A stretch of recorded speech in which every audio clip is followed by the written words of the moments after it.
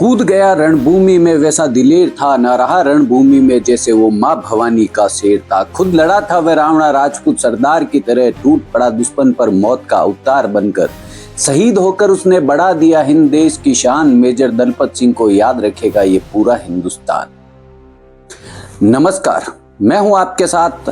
आज हम बात करेंगे देश के उस शूरवीर की जिसकी शहादत की खुशबू विदेशी धरती से भी आती है, या फिर यूं कहे भारत के शेर ने अपने वीरता की ऐसी दास्तां लिखी है जिसकी मिसाल विदेशों में भी दी जाती है। विश्व में कहीं ऐसी जंग लड़ी गई जिसमें योद्धाओं की वीरता ने हर किसी को हैरान कर दिया, और कुछ इस तरीके से ये हैरान कर देने वाली भारत के एक योद्धा की कहानी है। क्या आप उनकी वीरता का अंदाजा इस बात से ही लगा सकते हैं कि आज भी इजराइल की किताबों में उनके बारे में बच्चों को पढ़ाया जाता है। भारत का मशहूर ये योद्धा कोई और नहीं बल्कि मेजर दलपत सिंह शेखावत है। मारवाड़ के रणबांकुरे मेजर दलपत सिंह शेखावत ने ऐसी जंग लड़ी थी जिसने न केवल जंग के तत्कालीन परिणाम बदल कर रख दिए थे, बल्कि इजराइल, ब्रिटेन और भारत को सामूहिक रूप से गौरवान्वित होने का मौका दिया था। साधारण कदकाठी के इस वीर शिरोमणि को विश्व के श्रेष्ठतम फ्रंट हाइफा के युद्ध में शामिल किया गया। आप में से बहुत कम लोग होंगे जो हाइफा की जंग से वाकिफ होंगे। जो भी हाइफा की जंग में हिंदुस्तान की बहादुरी के किस्से से वाकिफ नहीं है, उसे इस जंग के बारे में हर एक बात जाननी चाहिए, क्योंकि आज भी इस जंग की शहादत से भारतीयों के वीरों की खुशबू आती है। आप जानकर हैरान हो जाएंगे कि हिंदुस्तानी तलवारों ने ऐसा जोहर दिखाया था जिसके आगे मशीन गनें तक नाकाम हो गई थी। उस समय मेजर दलपत सिंह ने कहा था, हमारे यहाँ युद्ध भूमि से वापस लौटने का कोई रिवाज नहीं है। हम रणबांकुरे युद्ध भूमि में उतरने के बाद या तो जीत हासिल करते हैं या फिर वीर गति को प्राप्त हो जाते हैं।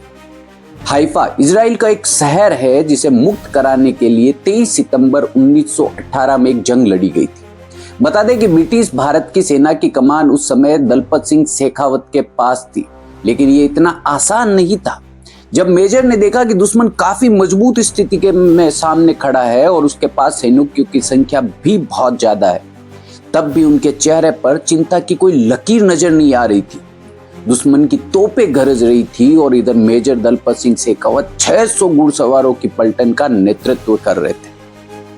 उस समय मेजर दलपत सिंह के दिमाग में बस एक ही बात चल रही थी कि किस तरीके से दुश्मन के हाथों से हाइफा को आजाद कराया जाए। फिर क्या था, 600 घुड़सवारों ने अपने हाथों में भाले और तलवार थामकर शत्रु पर प्रहार करना शुरू कर दिया।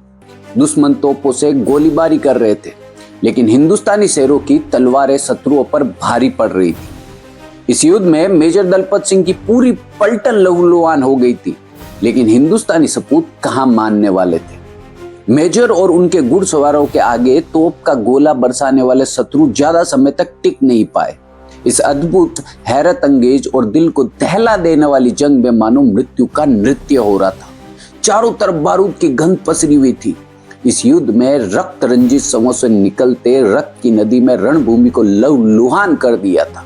मेजर और उनके साथियों ने मोर्चा फतेह कर लिया। दुश्मन नेस्ता नाबूद हो चुका था, तोपों का मुंह खामोश हो गया था। मेजर के साथियों ने विजय पताका फहराई। इस युद्ध में 1350 दुश्मन सैनिक पकड़े गए। इनमें जर्मन और तुर्क अधिकारी, 358 राइफलें, 11 मशीन गन और बड़ी संख्या में हथियार शामिल थे। युद्ध में 8 भारतीय सैनिक मारे गए और 34 घायल हुए। 7 घोड़े मारे गए और 83 घायल हुए। हाइफा के भारतीय कब्रिस्तान में शहीद हुए उन 50 सैनिकों की कब्रें आज भी मौजूद हैं। ये घुड़सवारों की सबसे बड़ी और आखिरी जंग थी। इस जंग में इजराइल बनने का रास्ता खुला। 14 मई 1948 को इजराइल का निर्माण हुआ। विशेषज्ञ कहते हैं कि इजराइल की किताबों में यह पढ़ाया जाता है कि दलपत हीरो ऑफ हाइफा है, क्योंकि उन्होंने असंभव को संभव कर दिखाया था। इस लड़ाई में भारतीय सैनिकों की जीत हुई, लेकिन दलपत सिंह आखिरी हमले से पहले ही वीर गति को प्राप्त हो गए। भारतीय सेना के इतिहास में अनगिनत उदाहरण मिलते हैं जहां विपरीत परिस्थितियों में हमारे जवानों ने दुश्मन नाको चने चबवाकर विजय हासिल की। सिर्फ भारत ही नहीं, विदेशी धरती पर भी हमारे जवानों ने अपनी वीरता और शौर्य गाथाएं लिखकर देश का गौरव बढ़ाया है। हमारी टीम मेजर दलपत सिंह शेखावत जैसे योद्धा को नमन करती है। लेकिन दुख की बात यह है कि आज भी इजराइल की किताबों में बच्चों को मेजर दलपत सिंह देवली की वीर गाथाएं पढ़ाई जाती है। लेकिन हमारे देश में हजारों ज्ञापन, हजारों पत्र लिखने के बावजूद भी आज भी मेजर दलपत सिंह देवली की जीवनी और उनके हाइपा जो लड़ाई थी उसके बारे में किताबों में नहीं पढ़ाया जाता। जबकि ये बहुत जरूरी है कि आज के बच्चों को और आने वाली पीढ़ियों को मेजर दलपत सिंह की शहादत किताबों में पढ़ाई जाए कि किस प्रकार उन्होंने हाइपा की विजय गाथा लिखी थी। मिलते हैं साथियों अगले वीडियो में। आशा करता हूं कि ये वीडियो आपको पसंद आया होगा। अगर पसंद आया है तो वीडियो को लाइक और चैनल को सब्सक्राइब करना नहीं भूलें, क्योंकि स्वास्थ्य संबंधी समस्या होने के कारण मैं पिछले 1 महीने से YouTube से दूर रहा और आप लोगों के बीच नहीं आ पाया। तो आशा करता हूं कि आपका प्यार और सपोर्ट पहले की तरह ही बना रहेगा। धन्यवाद।